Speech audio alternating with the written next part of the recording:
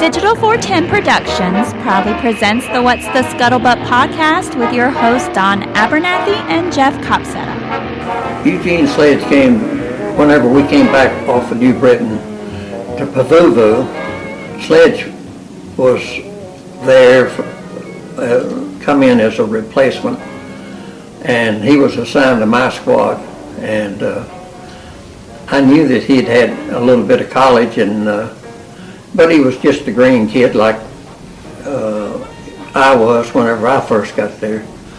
And I never thought too much about him, one way or the other, as far as him,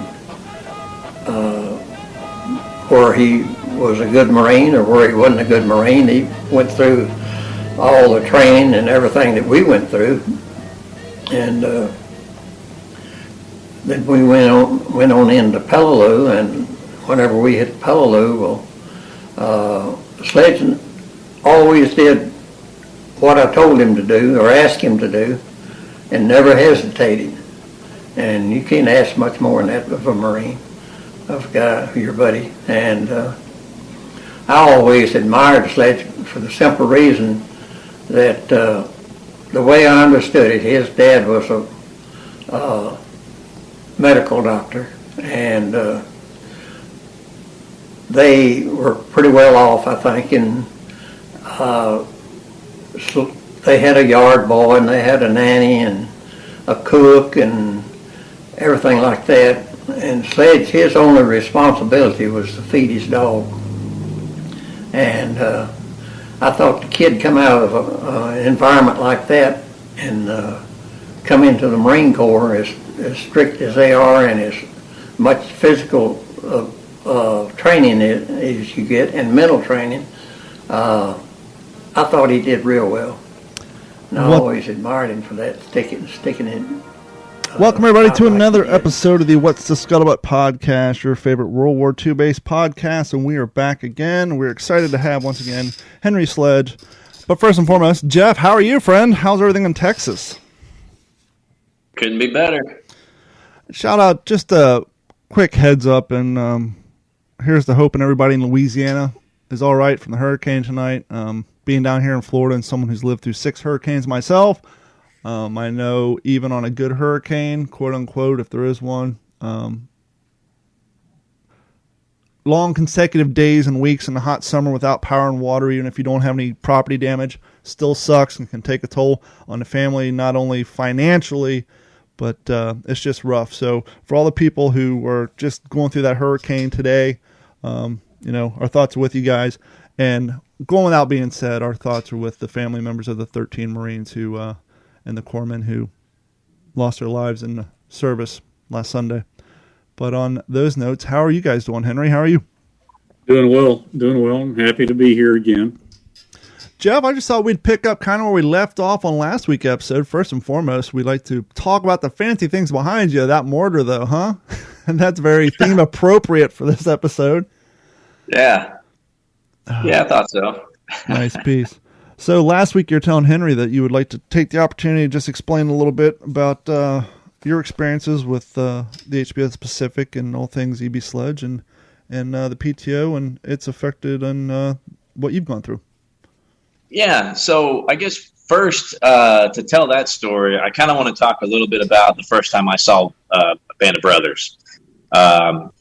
And it was kind of a funny thing looking back. I had one of my squad leaders. We were overseas, and one of my squad leaders was real proud that his wife had bought him the Band of Brothers box set. Now this would have been for Christmas of 2004.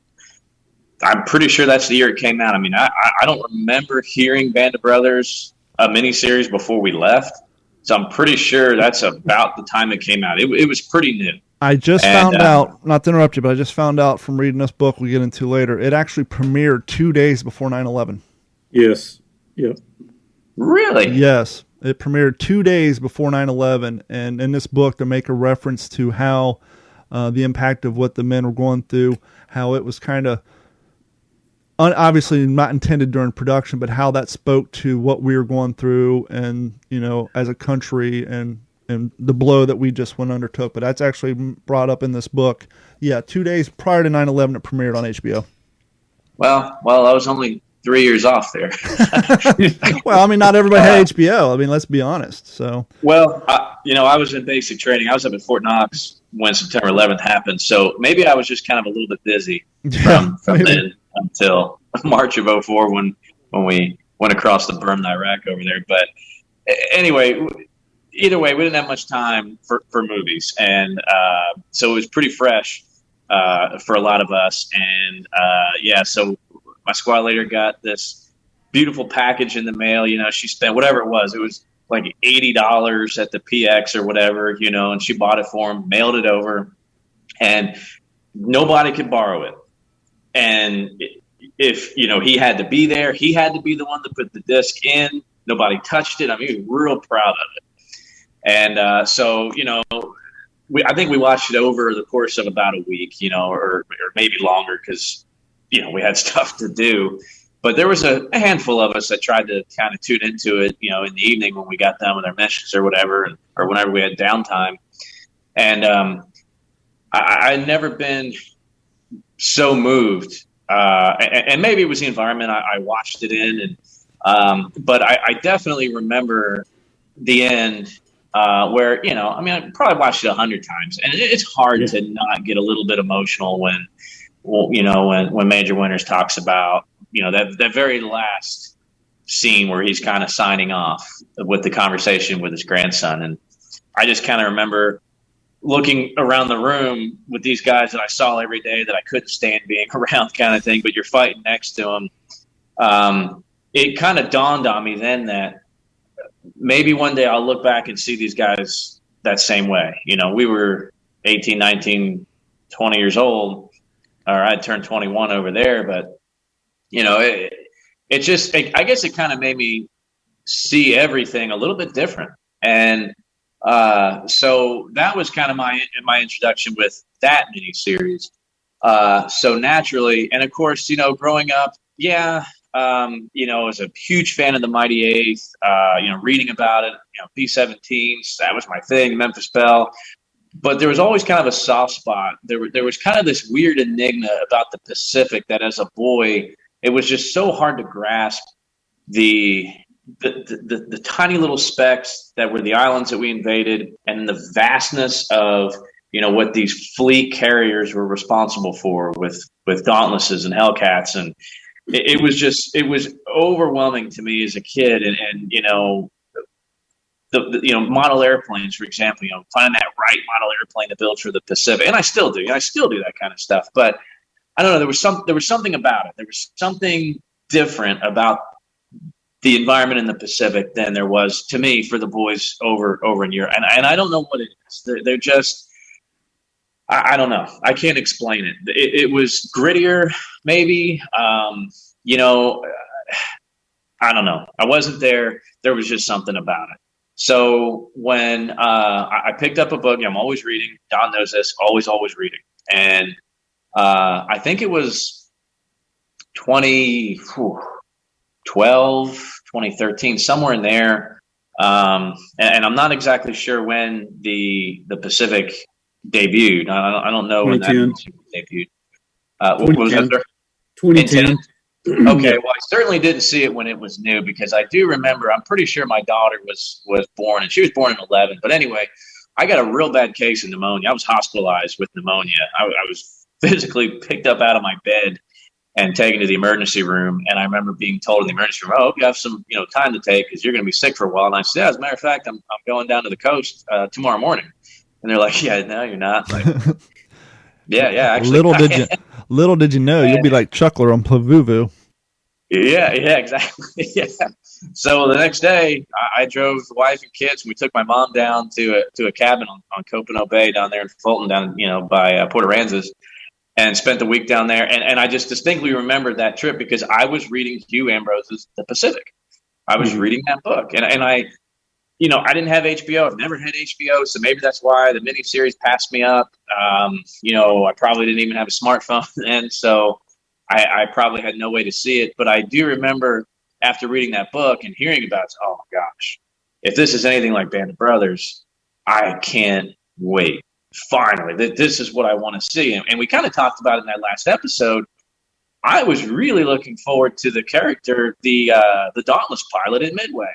I've always wanted to feel like I'm in a Dauntless and a 70-degree dive, and the cinematic, beautiful masterpiece, and just, and I think the Midway film, recently came pretty close to what I was looking for then. But of course, now we liked it.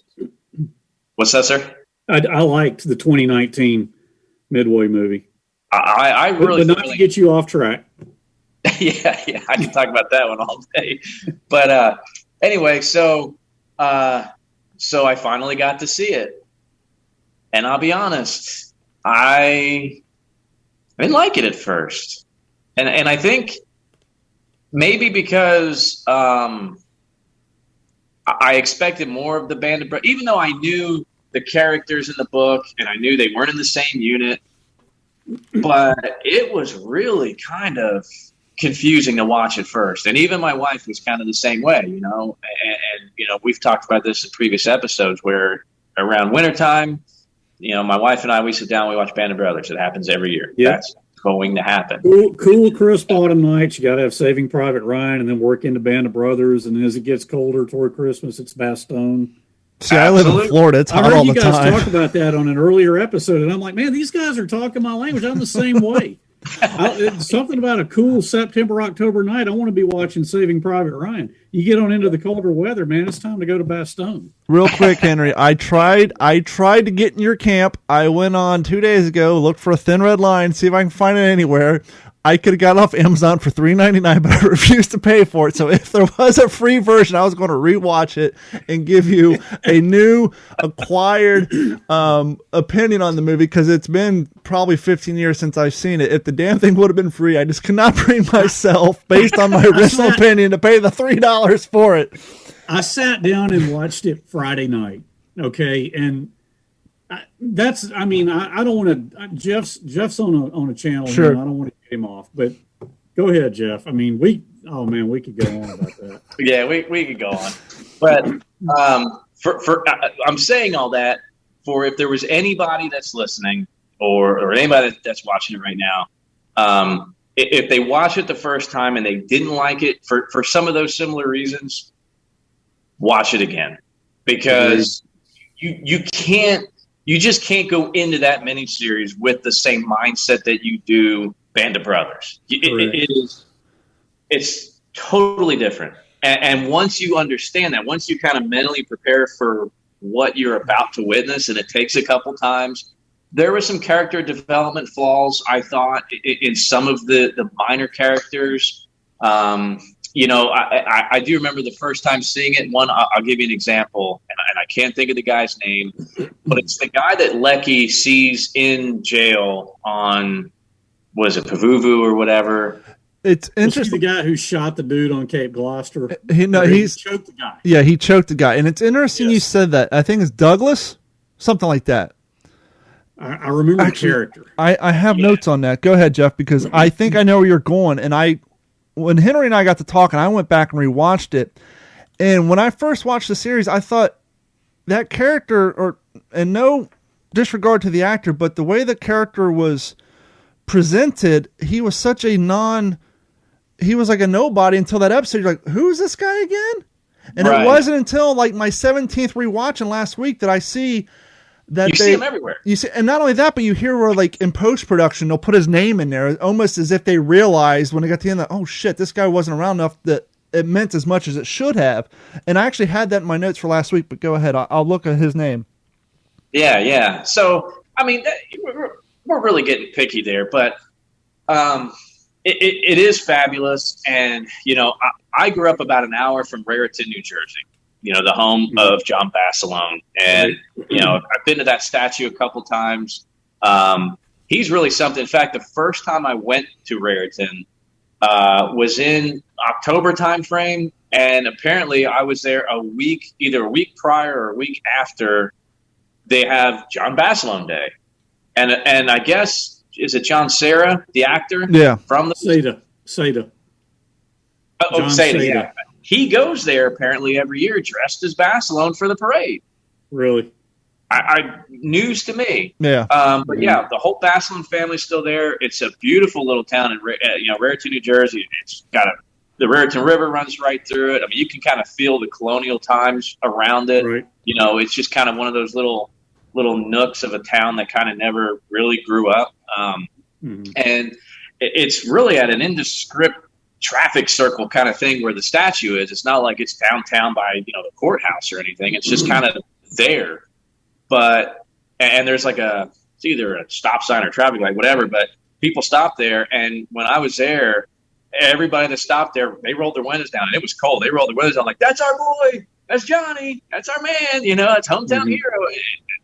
Great. And I think probably, my opinion, the Pacific miniseries may have something to do with that. Yeah, they knew he was there. They saw the statue, but I'm curious. I have a feeling that exposure kind of reopened that stuff, and that's the biggest thing to me with the Pacific.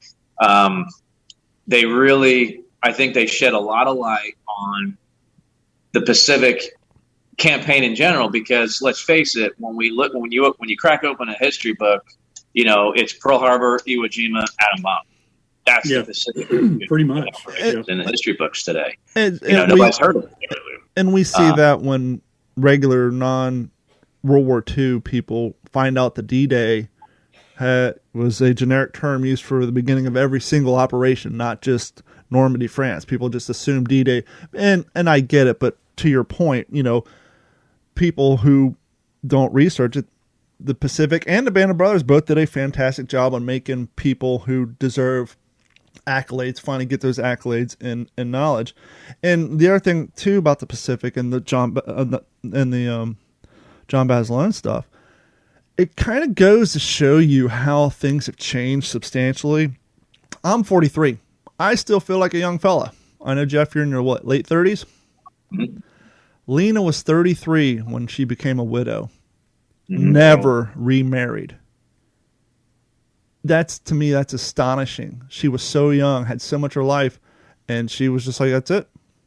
I'm going to be Mrs. Basselin the rest of my life, and I'm going to mourn the rest of my life. And to me, that just, and itself kind of seems a little tragic, but it also says something about love and family, at least in that time. But it's like, damn, she's only 33. Now, when I'm 23, oh, wow, she was old, but now I'm 40. Like, fuck, she was only 33, and that was it for her. And that just seems so tragic. Jeff, to your point, I mean, again, going back to conversations with Bruce McKenna, okay? Bruce was one of the main creators of Band of Brothers. He was instrumental with the Pacific, as I believe I went into some last week. But he knew how much I loved Band of Brothers. And, he told me, he said, now, Henry, I'm telling you, this thing's going to be different. And to not repeat what I might have said last week, one of the consultants for HBO on the Pacific was Richard Frank, who, Rich Frank is a very well-known PTO historian. He wrote, I think, the definitive book on Guadalcanal. I've met him several times. Okay. Yeah. Rich is a good friend of mine. He was a good friend of my dad's. I got to be really good friends with him during, 2009, 2010 when the Pacific was coming out. And I remember he and I talked on the phone several times, really, but one of our conversations before it premiered, he said, in Band of Brothers, you saw like the scope that they presented of Army operations. You saw majors and colonels and lieutenant colonels and generals. You saw kind of that whole rubric of command structure. And he said the Pacific is underneath the rim of the helmet.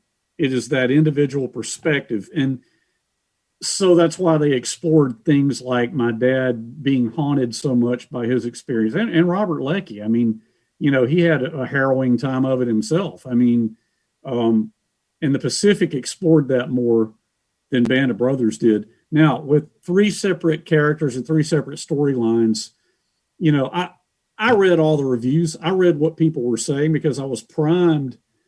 I wanted to know what people thought because I wanted so desperately for people to like it.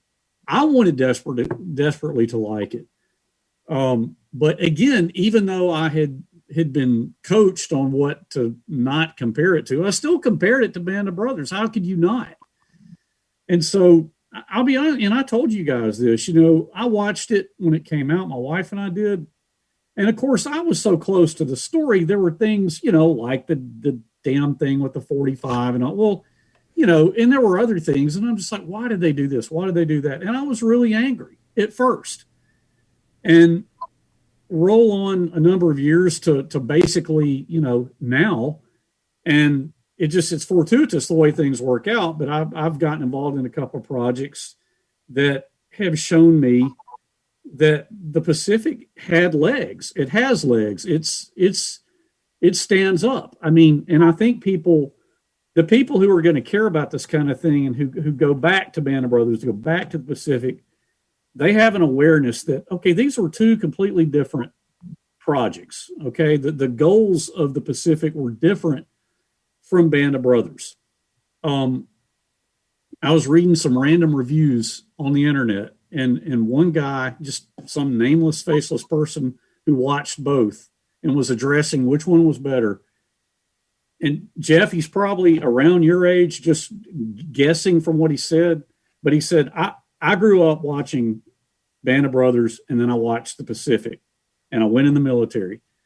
And I don't know where he served or anything, but he said, I went into the military expecting it to be like Band of Brothers. I came out of it realizing it was more like the Pacific.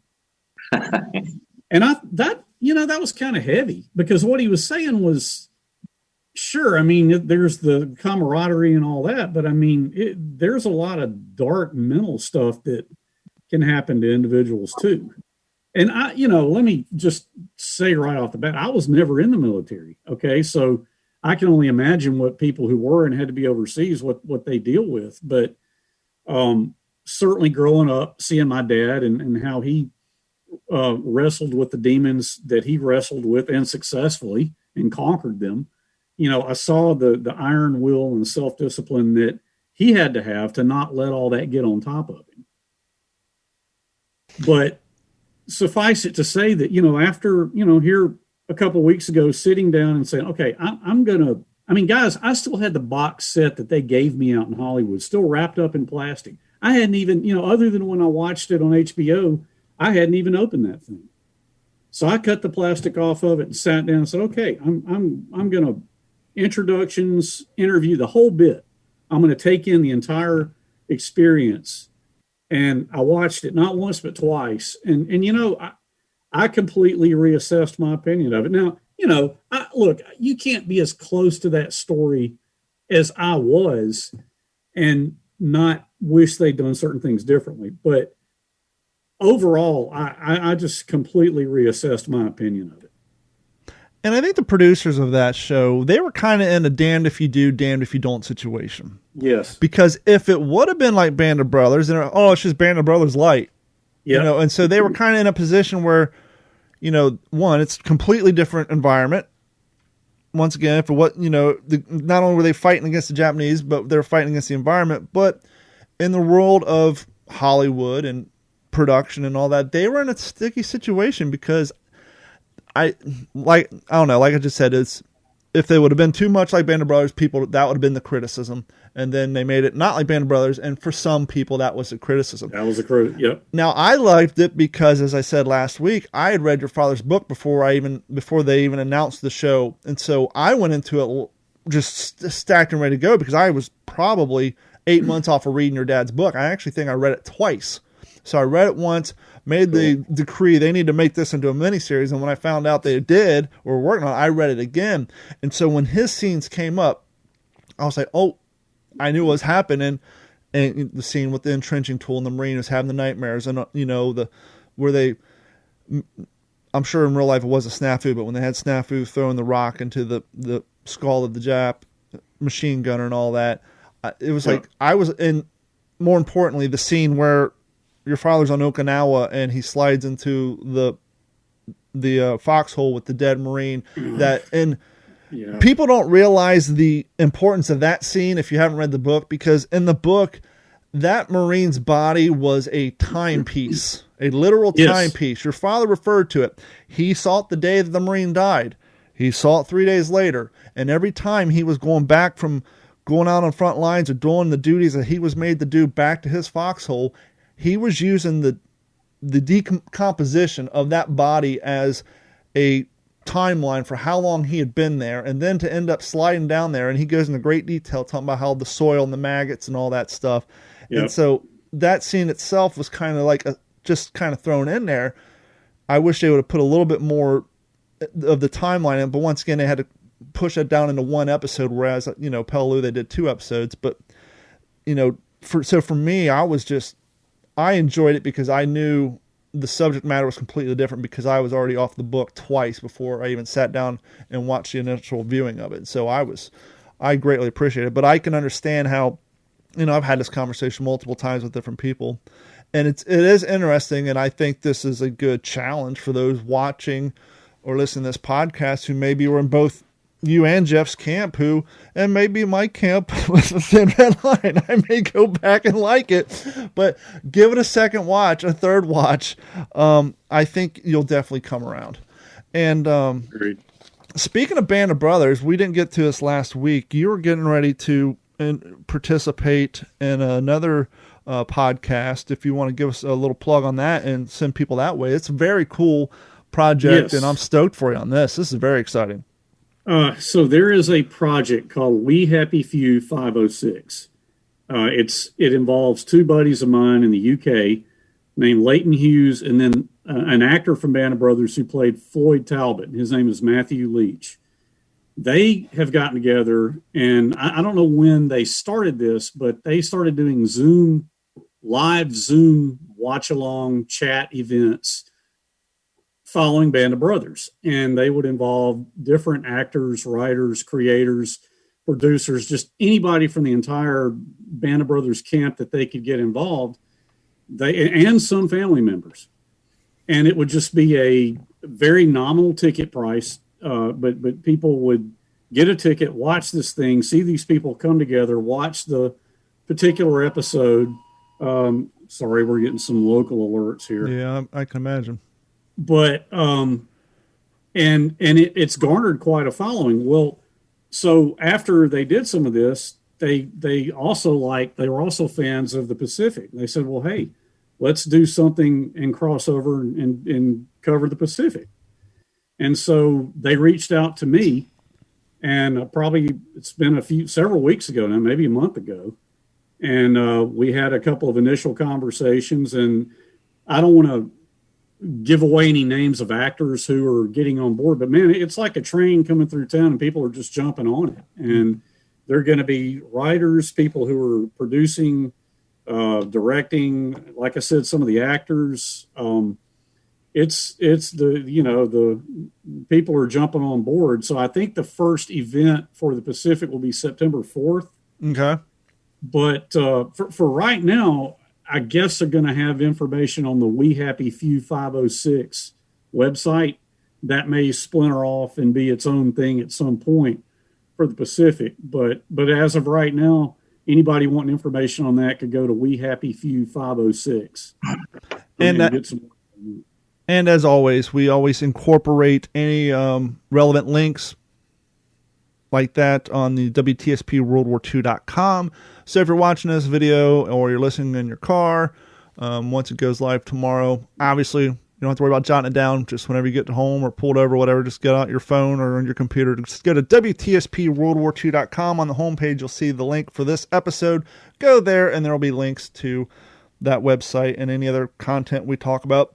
We do have a mail call coming up, but before we get to that mail call, since we're kind of on the subject of Band of Brothers, Jeff and I, we've had some authors on in the past, and a lot of times in the past, I would have an author on after I read a book, and Jeff's gone after some authors after he's read some books. And so when we suggest a book to you, it's because, we've read the damn thing. We think it's a great book, and we want to share it. Well, Hang Tough, which we had the author on, this is a little different because, Jared had been on our podcast, I think 3 times before, because not only is he a reenactor, he's a historian, and he's just a great guy. His knowledge base is insane. And so when Jared was talking about this book on his Facebook page, and give credit to his co-authors, Eric Dorr. So this is Eric Dorr and Jared Frederick. we had him on talking about this book. This is Hang Tough, the World War II Letters and Artifacts of Major Dick Winters. And what separates this book between any other Band of Brothers book you've read, 93% of this book is transcripts of letters that Dick wrote to a woman that he met in basic training, in officer training school named Dieta.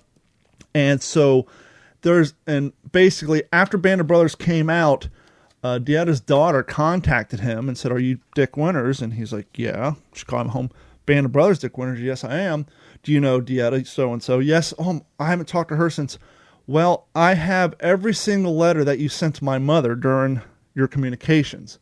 And she sent him a photo album with every letter, to which him and his wife, much like your father and your mom, Henry, sat down and painstakingly typed out. And not only typed out multiple copies for all the kids in the family, in both families, and kept the originals for themselves. Well, when Eric and Jared got access to this stuff, and they're looking through all the Dick Winters estates material, they came across these letters, and they're like, boom, there's our book. If you want an insight on this guy, read this book. The letters, you feel you're reading his own personal writing, his own vernacular, his own thoughts. And I'm in the book now. I just started a few days ago because I just finished China Marine. I'm at the point now where he just did the D-Day landings, but just what was going on in his mind through officer training school and going home before. This is a fantastic book, and I strongly suggest you guys. I got this one on Amazon. If you're a fan of Band of Brothers or Dick Winters, but you want an insight into the mind and thought process of Dick Winters, this book is just amazing. I can't put the damn thing down. I was reading it for like 2 hours before I took a nap before the podcast today. So I strongly suggest going out and getting this book, because, it's one thing to read other authors, and Jared and Eric do a great job filling in the gaps in between letters, but just reading their own words, it's just mind-blowing because you feel like you're having a conversation with the guy. It's just a crazy thing real quick because we got to get ready to take our break. I'm kind of into fitness. I do OCR training. I go running all the time. I lost 40, 50 pounds a few years back. Dieta is writing to Dick Winters about his diet and his fitness regimen because, as you guys seen from the photos, the guy was built. He was in great physical shape. The fact that he's telling her things that fitness people talk about now, which is there is no secret. It's all about diet, exercise, watch out for your carbs, eat more proteins. This guy was telling her things back in 1942, the honest truth about fitness and diet, and not calling it a diet. It's a lifestyle change that, fitness people are trying to get out there now to squash down all the lies about the magic pill, about the slim fast and all that. And it's like, there's no secret. He was talking about it in 1942, and yet we're still wondering what the magic secret is. And so it's so amazing how things even back then, a lot of it is true to today. And the things they talk about, it's just, I cannot suggest this book enough. So I highly recommend you guys go out and get Hang Tough, the World War II Letters and Artifacts of Major Dick Winters. And I actually sent Jeff a photo, and it may have been published before, but I don't remember seeing it. They actually have a photo of the court-martial papers between Sobel and Dick Winters in here, and they have a bunch of previously unpublished photos. There's a photo of Winters like laying out on his beach towel, like all modeling it up, and it's just like weird just to see him and Diet out horseback riding, and the fact that he would just wear his pants and his leggings around town when he was home on vacation. If you really want to get to know Dick Winters, get that book. Whew. Got that out of the way, but go ahead, Jeff. Speaking of books real quick, I just wanted to say that I think the first book I ever read about World War II, I want to say I was either 11 or 12 years old. I was young middle school age, was Richard Chagaskis' Guadalcanal Diary. I have it right here. And I want to say that's the first one. And I've probably read a couple hundred, 400 or 500 books on World War II since then. But I want to share this with Henry. My 15-year-old son is reading your dad's book right now. Oh, cool. And I'm blessed to have a son that he fits in as much as he needs to at school, but he doesn't fit in, in a lot of ways, and in good ways. Yeah, I get it. I know where you're going with this. Yeah, and I just want to say, if anybody's listening that has any kind of authority or clout or anything in the movie business, could y'all keep the wall banging, sex out of these miniseries, please? Well, the language these kids, they hear it on the school bus, so I get it. But man, I've said this before on other videos and stuff that I've done on YouTube about this. I just, if I had one complaint, if I could ever meet Mr. Hanks or Mr. Spielberg, and it sounds like, to me, I think I'd probably enjoy more time speaking with Mr. McKenna than probably those other two. But, if you go back into some of those older movies like Battle of the Bulge, you could tear that movie apart because, look at those Tiger tanks / M47s or whatever they were. American tanks. Who cares? Because, I grew up watching it as a little kid. My son grew up watching it as a little kid. And it doesn't have to be 100% accurate for people. Just to whet your appetite, you do the research. That's not, movies are meant to entertain. They're not documentaries for a reason.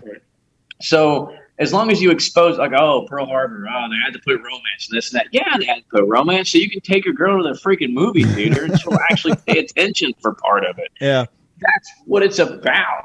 Or it's just a bunch of dudes watching Pearl Harbor together. Like, this is cool. All right, you have to do that, but it exposes them to it. And, for good or for bad, and we can complain about movies like Pearl Harbor all we want, but, it's great reference material for women like my wife. They're like, I need that nurse's outfit. Where did they get that stuff for the movie? Things like that.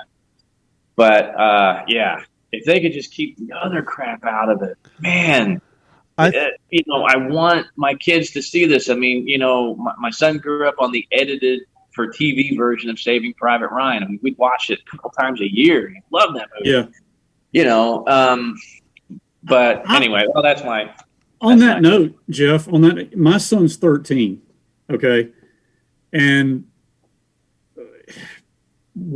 I have only just this year started to peel the curtain back. He's always known that his grandfather, he's always known about With the Old Breed. I mean, that's just part of the DNA. There's no way he can't know about it. But I've started to peel the curtain back on the Pacific. There's a lot of it I haven't let him see. A lot of that Okinawa stuff is just, my God, it's disturbing, But the Peleliu landing, the Peleliu attacking across the airfield, I've let him watch that stuff. And, F-bombs and all. And I mean, here's the thing. I mean, I could hear another parent say that and think, man, that's a bad call. But our son he's got a good head on his shoulders, and he and I talking. I'm like, Jack, I'm letting you watch this because it's telling a valuable story, but I don't approve of the language. Don't want you using it. You're hearing it enough at school, Right. But I get where you're coming from, Jeff. I mean, I'm just glad that he's showing some interest in it. I don't want to cut you guys off. We're down at the bottom of the countdown clock. So if you guys watching at home, hold tight. We'll be right back, and we'll finish up with second half of part 2. We'll be right back. Small local. And we are back. And thank you guys for that quick little interlude. Hey, there's Jeff. He's sneaking on the screen. Jeff, before we went to break, I just kind of want to say, as far as what the things we're talking about the sex and all that, that's kind of like the default template for HBO programs. You go back to the early days when they were kind of making a name for themselves as far as exclusive content. It's almost like that's how they get people to come over. Hey, what separates us from TV shows is we can show nudity and high profanity. And so it almost seems like every single HBO series, you're going to see at least one topless woman at some point. And so it just seems to be part of the generic template. But I understand definitely what you're getting at there, especially when you want to share it with your kids. And maybe it'll be an episode for the OG5 podcast because the content really doesn't fit well here. Carrie and I were just having that conversation earlier. We saw a new commercial for the new release of Cinderella, and it being 2021. The fairy godmother is, well, yeah, not a woman. So yeah, of course. They've had to change things up. So he's still going by the name Fairy, but yeah. So take that for what it is. So, and we're talking about what if you're that's fine and all, but what if you're a Christian-based fan, well, then you go and you watch the 70-year-old version of the cartoon and not the live-action one. But anyhow, I digress. Mail call time. Ooh, yeah, hold on. I actually did some production on this a little earlier. Oh, I thought I did. Oh, look at that. Yep. See, this is why I need a producer, so then they can hit all the buttons in the background. Oh, yeah, I did.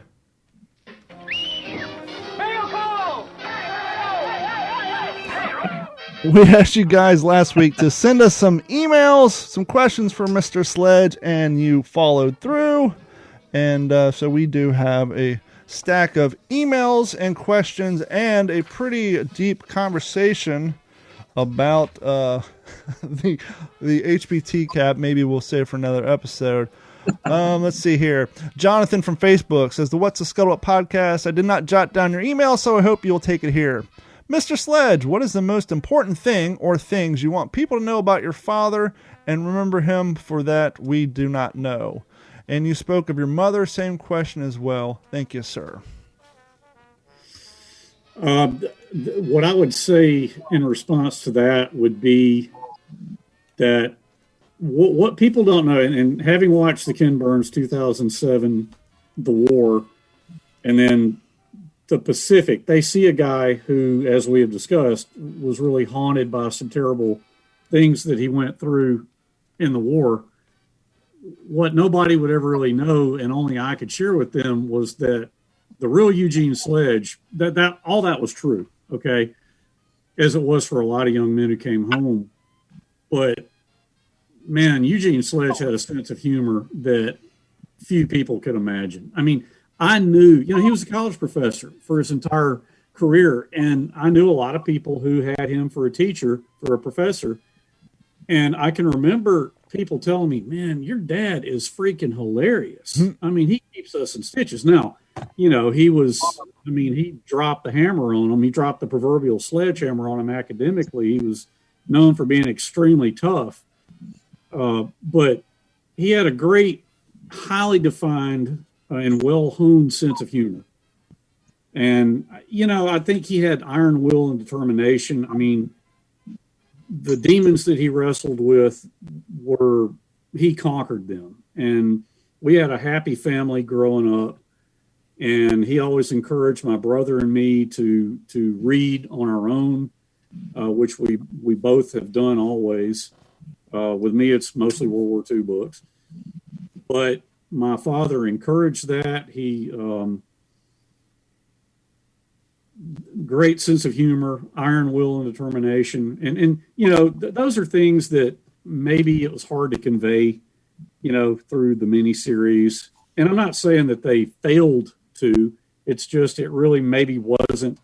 Actually, I will say that there were intentions early on. They wanted to do a scene where, like, the Sledge character gets in the shower, he goes in to take a shower.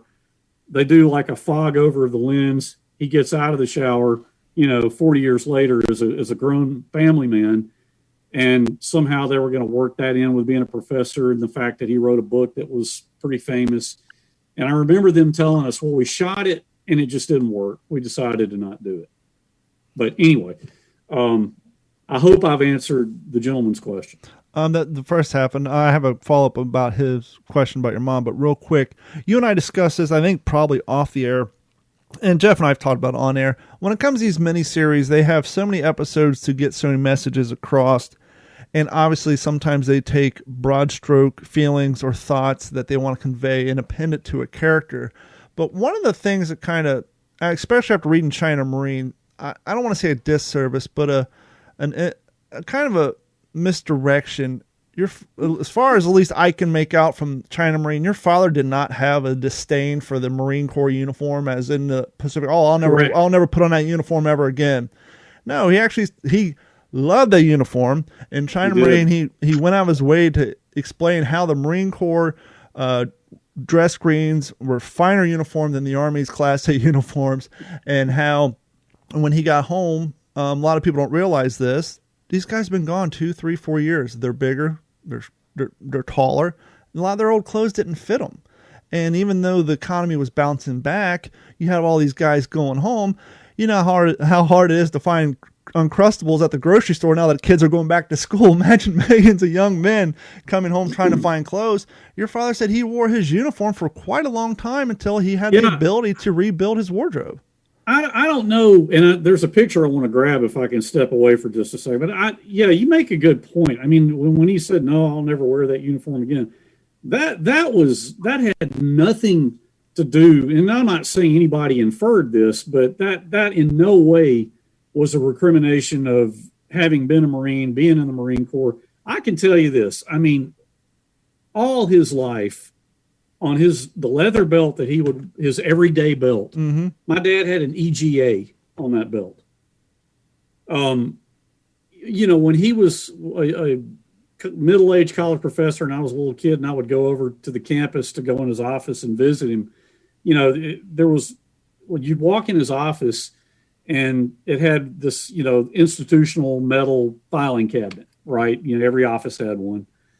And on the end of his, there was a maroon sticker. And I just remember this from early childhood. That sticker was, "When you're the finest, it's hard to be humble, United States Marines." And, you know, and of course, in the 70s, think about who a lot of his students were. Young guys coming home from Vietnam. And they found a common ground with him, having been a combat Marine from World War II, that they didn't find with a lot of their other professors. And I got to know some really cool guys, you know, when I was 8, 9 years old that had been in Vietnam, and in some cases had been through some heavy stuff. And they found something with my dad that they couldn't find with very many other people around a college campus. Yeah, especially during the political views of the war at that time. I mean, being on a college campus and the way a lot of his professors lean, I'm sure they saw your father's class as kind of being a sanctuary almost, because they can get away from those boisterous, loud feelings that people were happily sharing back then about how they felt about people who fought in combat. So I'm sure, you know, your father probably didn't have to say anything. Just being in that room and not hearing the crap that they probably hear 18 hours a day was just a nice sanctuary. Certainly. Real quick, a part 2 of his thing, and I wanted to ask you this last week. He asked, and he spoke of your mother, same question as well. Did your mother, what did she do during this time? Did she, you know, what was her life like while, you know, obviously she didn't know your father at the time, but during World War II, you know, what was things during like for her? World War II, well, my mother, I've seen pictures of her when she was a young lady, and she was quite attractive. She was in Mobile. She came from a large family, several brothers and one sister and several brothers. But, you know, she didn't meet my dad until 1951, 52. But she grew up she was originally from Fort Walton Beach, Florida. Fort Walton, Florida. But she, you know, grew up in Mobile. And, you know, still very much informative years for her during the World War II time. You mentioned you want to step away and present something. So if you want to do that now, I'll just get the promos out of the way. And so while you do that, I'll just fill some space. As always, this episode of the What's the Scuttlebutt podcast is brought to you by our friends at Computers. Computers has been providing IT solutions for all of Southwest Florida since 2004 and the rest of the world, well, since probably about 2008. So even if you don't live in Southwest Florida and you have some computer issues, as long as your internet works, of course, they can help you. So give them a call at 239-283-1120. They'll send you to their website and log in your computer and assist you with your computer needs remotely. And if you do live in Southwest Florida, give them a call at 239-283-1120. And they can help you with desktop repair, laptop repair, screen replacements, camera installation, anything technical related, network expansion, Wi-Fi footprint expansions, anything of that nature. Give them a call at 239-283-1120. And as always, please head over to what'sthescuttlebutt.com or WTSPWorldWar2.com. Easier to remember unless you're me making up a brochure for this episode. Then you put in WTSP World War I, but that's another story for another time. Jeff texted me, why did you delete the banner? Because I'm dumb and I misspelled it. And Photoshop doesn't have spell check. But anyhow, I promptly fixed it. But yeah, head over to WTSPWorldWar2.com. If you're on your cell phone, I think you may have to scroll down a little bit on the new site. Click on that Patreon link, sign up. It's $1 a month, and that will go a long way. Who knows? Maybe it'll even help us sort out our Zoom issues. And as always, if you want one of those sweet-ass shirts like Jeff's wearing, or you can't see mine because of the microphone, I actually have the old school WTSP with the camouflage Marine Corps helmet. You can pick these up over at our website. Use the promo code ILISTEN, and it'll basically cover your shipping cost. And that'll go to help. That's not so much to help us monetarily, but more to get the word out, because word of mouth is huge. We won't go down to the trials and tribulations of Facebook not sharing our posts. That's another story for another time. But if you want to help get the word out, head over to WTSPWorldWar2.com. You can get the shirt Jeff's wearing. My personal favorite shirts, which I still got to do the breakfast. I love the K-Ration shirts. We got the supper and the lunch shirts. We got all kinds of shirts. So head over there and pick those up. And Henry is back. He's got another surprise for us. I was so excited to, I almost asked you, hey, can you open up your dad's haversack so I can see what your Boyd's written on the front of that? Because I'm such a dork. But what do you have to present us this week? Well, I'm just trying to throw a few things out there that you're not going to see from the miniseries. You mentioned pictures coming back or from not long after the war. Mm-hmm. If you can see that. Yep. That's my dad, not long after the war, just walking down the street in downtown Mobile. Yep. But that's just a quick shot there. This is just a quick photo of my grandfather, who had been a surgeon in World War I. Now, he was stateside, but he dealt with a lot of, now we would call them PTSD cases, but, they called it shell shock back then. But my grandfather with my dad and his brother, my Uncle Edward, who was a tank commander in 2nd Armored and was in Battle of the Bulge, by the way. What was his rank? Because I was watching the last episode, and it looked like he almost had... He was a major at the end of the war. He had major... He had a hell of a story. I mean, my Uncle Edward was quite the hero. He had a Bronze Star, a Silver Star, and 3 Purple Hearts. Now, I just shuffled the deck real quick because you're talking about your grandfather, and one of our emails from a Keegan says, hey, Henry, love last week's episode. Love last week's episode. I guess this question may be a little out there, but he just, I guess, finished reading China Marine as well.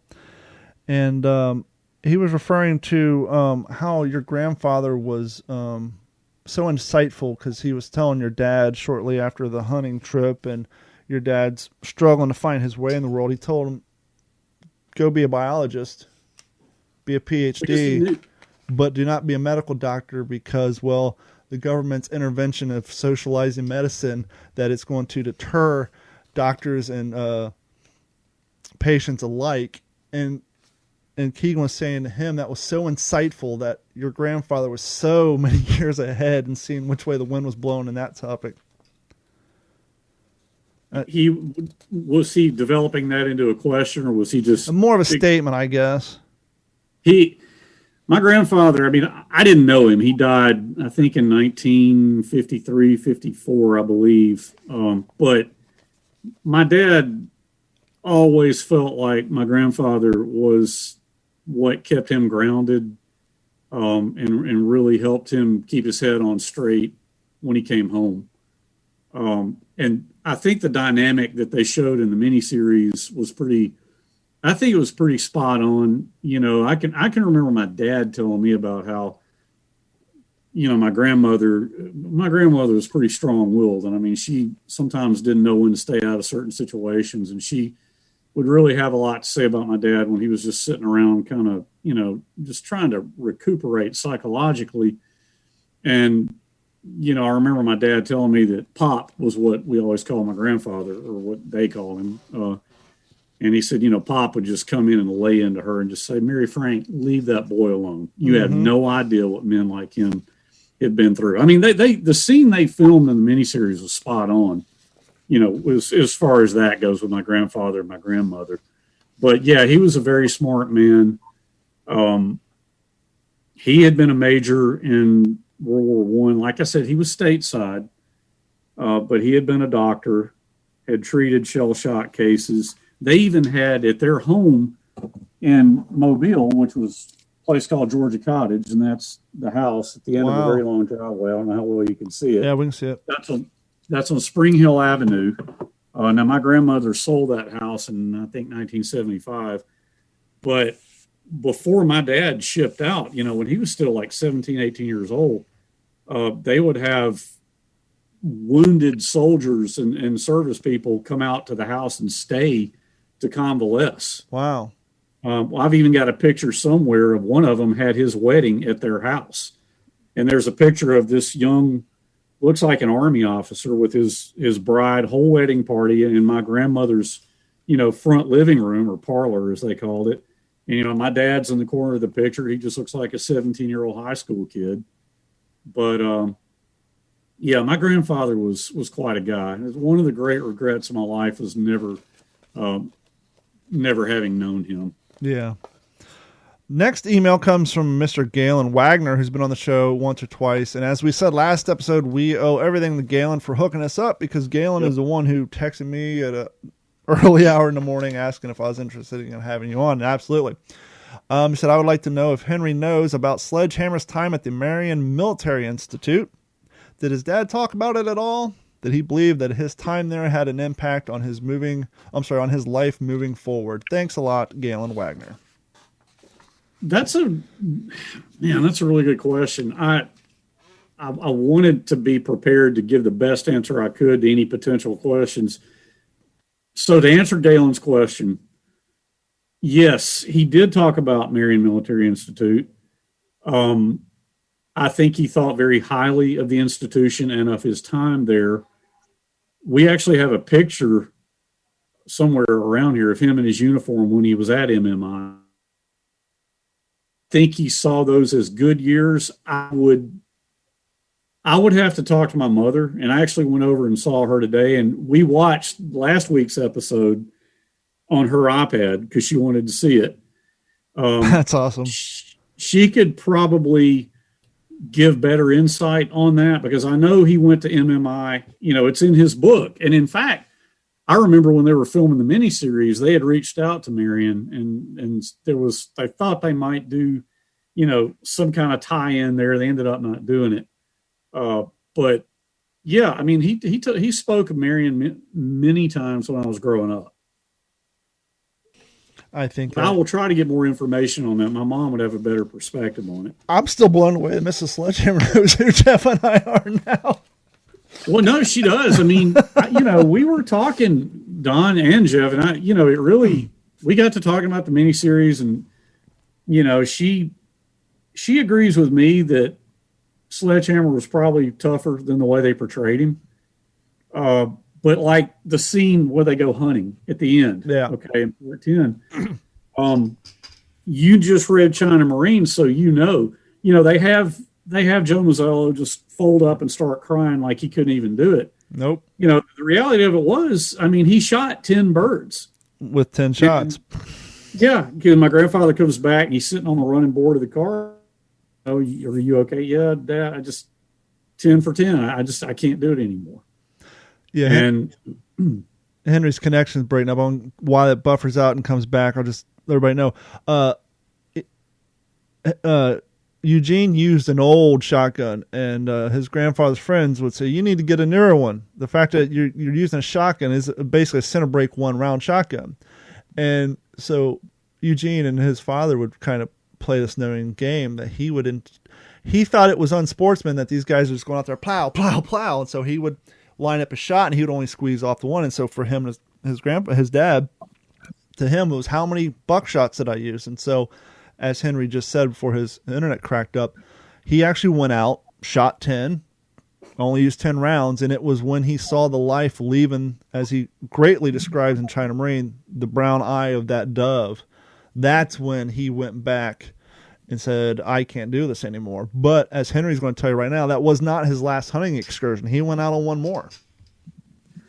I don't know if we talked about this, Don. Do you have me okay? You got a good signal? No, you're good now. Okay. I do remember him telling me, because I briefly got into deer hunting back when I was in my 20s. And I was more into just going out in the woods and shooting a gun at throwing a stick in the river and shooting at that. I enjoyed that more than hunting. But he thought it was great that I wanted to hunt. He fully supported that. But he and my grandfather went deer hunting one time down on the Alabama River with some friends.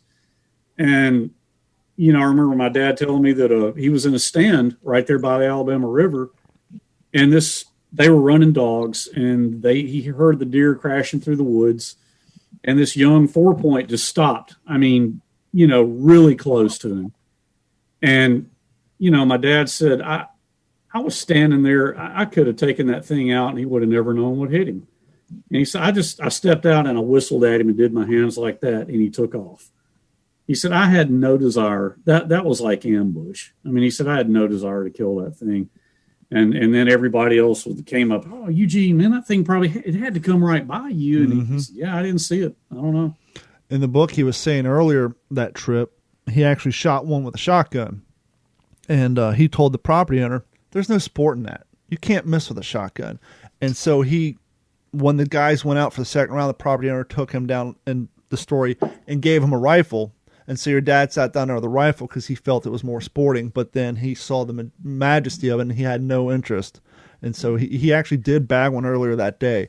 But that was his last, after seeing that buck and the does in the river, no interest. Can I share an anecdote with you? Please. I remember sitting in my dad's study, you know, when I was a kid, did it many times, and just talking to him about this stuff. And, you know, he was a biologist. Everybody in Montevallo knew the depth of his scientific knowledge. They knew that his specialty was birds, okay, the study of birds. And if a bird flew into somebody's plate glass window and got hurt or something, they would bring it to my dad. And I can remember, and I'm juxtaposing something here in his character, but I can remember a young baby bird somebody had brought him, and this thing was pretty bashed up. It wasn't going to survive. And we, you know, he was holding it in his hand, and he held it in his hand when it died. And he said, I'm just trying to keep it warm, you know, because it's not going to make it. I can tell there's no way. And so we sat there with it, and the little bird expired. And my father was really compassionate in that way. Now, skip ahead to another time. We were sitting in his study, and I remember we were talking about his World War II experience. And I asked him, I said, Dad, how many Japanese soldiers do you think you killed? And, you know, he looked out the window and he said, well, you know, the 60 millimeter mortar was pretty effective weapon. But he said, I know what you're asking me. And he thought about it for a minute, and I'm not going to say what he said. I'm going to keep that between him and me. But, you know, just the matter of fact, and he did, you know, it's not something he bragged about or was proud of. It was his job. That's what they were there for. But, you know, he could matter-of-factly answer that question, completely devoid of any emotion. Next one comes from William. So he loved the episode last week. Question he had is, did your family, actually that's not the one I didn't want to read that one yet. Here we go. Ron. Good afternoon, Mr. Sledge. Quick question. Did you ever have the opportunity to meet Snafu growing up? Did he ever come to your house and visit your father, or did you ever see him at any of the reunions that your dad went to? Just wondering. It was sad to see how they didn't get a chance to say goodbye on the last scene of the miniseries. Thanks, Ron. I did meet Snafu in 1984.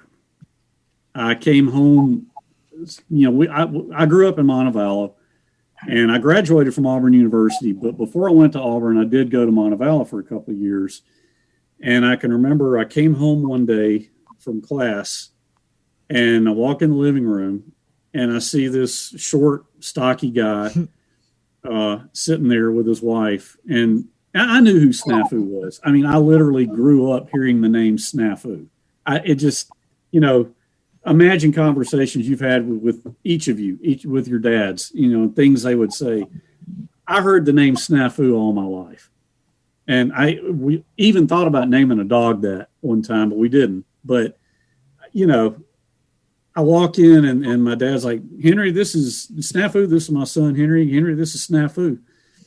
I knew immediately who he was. And, you know, he Hey, you doing? It's good to meet you. I mean, your daddy and me are good friends, and it was cool to meet him. In 1984, I was 21 years old. I was a college kid. I had other things on my mind, but I look back on it and I wish I'd spent more time in the room with them. Yeah, I can imagine. But I felt like, hey, I'm home from college. The adults are trying to do their thing. I shook his hand and, looked him in the eye and told him what a pleasure it was to meet him. And then I made myself scarce. And I look back and, man, I wish I'd stayed in that room longer. Yeah. But yes, I did meet him, and I certainly all my life knew who Snafu was, and would love to meet a member of his family. I mean, my dad God, I heard so many stories about Snafu. I can imagine. Yeah, it'd be interesting to hear from his family how they felt about their father's representation in that miniseries. Because I think they were very happy. I think, yeah. I would hate to be proven wrong on that. I think they were. But he has family to this day in the Louisiana, somewhere in Louisiana. But I've not had the pleasure of meeting any of them. The email I started reading from William says, I just had a question for Mr. Sledge. Did your family get invited out to the HBO red carpet premiere if they had one for the miniseries, or did you guys just watch it on HBO like the rest of us? There were a number of premieres. When I say we, my mother and I, because my brother really didn't want to go, we flew out to Hollywood to go to the Hollywood premiere. That's where I met Tom Hanks for the first time.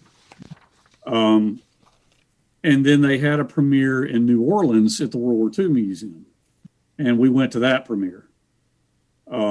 So the answer to the question is yes. Very cool. This one, I think, maybe gets into the controversy or the topic of the HBT hat, the Marine Corps versus the Army. Brandon Mallory seems to know a lot about the subject. Great podcast, guys. Regarding the types of the Army/USMC caps, aka covers, here are pictures as way of clarification. The cover without the EGA on the front was used by the Army and Marines personnel alike and is technically an Army 1941 pattern HPT cap. The round dome HPT cover is actually an Army Air Corps mechanic's hat, because I accidentally said that the Army seemed more round like a ball cap, and he sent a picture of the baseball cap style. That's not what I meant, but that was on me. Let's see. The rounded dome hat HPT cover is actually an Army Air Corps mechanic's hat. The HPT cover with the EGA on the front is a P-44, the 1944 pattern P-44 Marine cover, and from photographic evidence was used as early as Iwo Jima and Okinawa. E.B. Sledge's cover is the M1941 Army pattern. Now, obviously, I don't have any originals, and I know you have your father's, and maybe you can look on it at some point. To me, you can't really look at the color, because the color, to me, I always just thought that the Marine Corps one was made from the same material as their sage green uniforms, but I guess not. Obviously, mine's sweatier, and of course, these are from two different manufacturers, but I just assumed that they all had a shorter bill, whereas the Army has a longer bill. But if you look at on yours, now this may be something they change when they start putting the EGA on it. The seam is not in the front. The one is your father's. Is there a stitching seam, dead nuts in the center? Yes. So it was more similar to the Army, whereas in the later year they offset it so they could put the silk screen on there, because on the P-44s, the stitching is actually not centered, it's offset. But I don't know. I guess I'm wrong, but so Jeff was right. They were the same.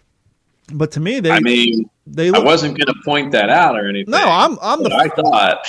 I'm the first one to admit I was wrong, and maybe it's the manufacturers who make the reproductions that make them out of the same material as the P-41s, but I just assumed that they were Marine Corps hats made from the same HBT sage green as the P-41 uniforms. Apparently not.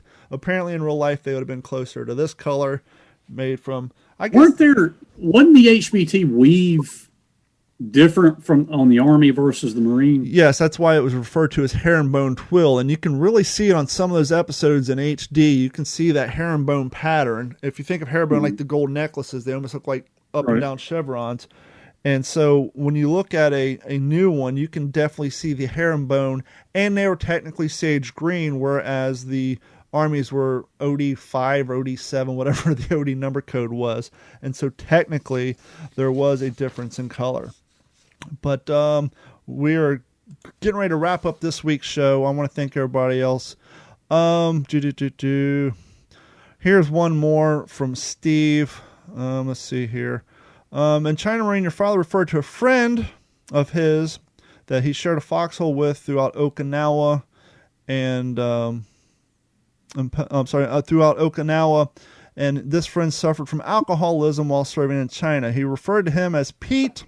He said that Pete got so much trouble from being drunk and assaulting MPs that he was in the brig when the rest of them were getting sent home. Did your father ever reveal to you who Pete actually was?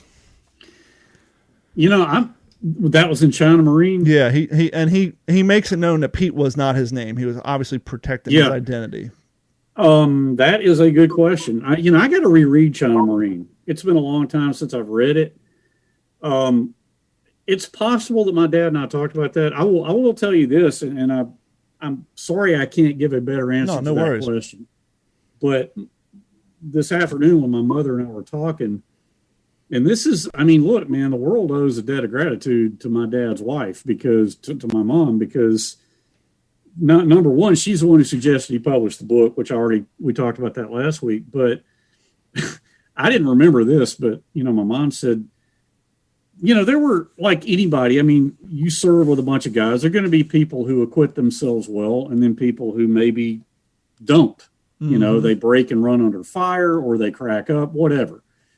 And my dad talked about some of those things. I didn't know this. My mom said he had wanted to, he used everybody's real name unless he said otherwise, like in the case of Pete in China Marine. She said he wanted to use everybody's real name regardless. Man. And she was the one who said, well, hold on now. Let's not, these people have families. They, people are going to read this book. They're going to know, and so he acquiesced to her wishes, and very wisely so. But I'm sorry I can't give a better answer to the question of Pete, but I do know that I think there was a lieutenant that he called Shadow. Mm-hmm. And, I remember my dad talking about that guy, and, I think it was, my mom felt very strongly that he should not use real names in the case of people who were not going to be spoken of in the best of terms. I think someone may have made that same suggestion to Robert Leckie, because he used a lot of guys' names, but there was one lieutenant he strictly referred to as Lieutenant Spearmint, like the gum, because he did not speak of him fondly. And I think someone, or maybe he thought of himself, but yeah, there's definitely a few people in A Helmet for My Pillow that he protected because they weren't being portrayed very well by giving them nicknames. And they were nicknames used, but at no point in that book were their real names published. We're going to wind down this episode. I want to thank everybody once again for hanging out with us. And Henry, you coming back. And once again, head over to WTSPWorldWar2.com when this episode airs, and we'll send you guys a link for the Happy Few, the 506, because as Henry said, they're going to do a crossover episode referring to HBO The Pacific, and he's going to be joining in on that. And Jeff, you have any final words for anybody? Yeah, well, first I want to thank Henry again. I look forward to talking to him again. Now that I've got your contact information, don't think I won't be reaching out, because I've still got a million questions. Yeah, poor Henry. I texted him at 11 o'clock at night. We'll be friends for life. I know that. I don't know if I should reveal too much about some of the future episodes, but I think Henry would appreciate this. Mm-hmm. I was reached out to, and I've told Don, I was reached out to somebody who's asking to have Don and I on his podcast, and I think Henry, he mentioned that he's got you booked for some time in October. Yep. He's a retired lieutenant colonel, but he also gave me, he's a Marine lieutenant colonel. He also gave me the contact information, and I've since messaged this gentleman who apparently worked for Mr. Dale Dye on the Pacific as, I guess, one of the guys that ran the boot camp for the actors. And reached out to him and sounded. He said he'd be honored to be on What's the Scuttlebutt with us. So that's pretty exciting stuff coming up much, much later. But my final thought is, Henry, again, thanks for everything that you've shared with us. And I look forward to growing our relationship. And I hope to really meet you one day. And please give your best to your mother. Yes, please. Yeah, I will. Both of us. I hope this isn't the last time, guys. No, our door is always open. We'll have you on anytime, whether it's to promote Totally new enjoyed it. events. I love ETO stuff too. Yeah. So, Yeah, you and I were talking the other day that, Jeff and I would be happy to have you on to talk about things completely not based on, the Pacific or your father, just sharing World War II knowledge altogether.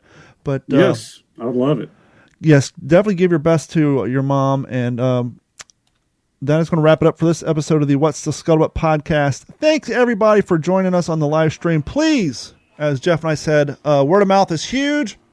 Please share us with your friends on Facebook, Twitter, if any of you guys are still on there, because, well, we won't get into that. But any of the media outlets or even the old-fashioned email, just send a link to our show to your friends, and please get the word out. And if you're on iTunes or any of those podcast apps that allow you to give a review, please give us a good review and share us, because the more reviews we have, the more likely Apple will share us with other people who listen to other educational podcasts and all that good stuff. On the behalf of Jeff Copsetta and Mr. Henry Sledge, my name is Don Abernathy, and we thank you guys so much for joining us, and we will talk to you all very soon. This has been a Digital 410 production.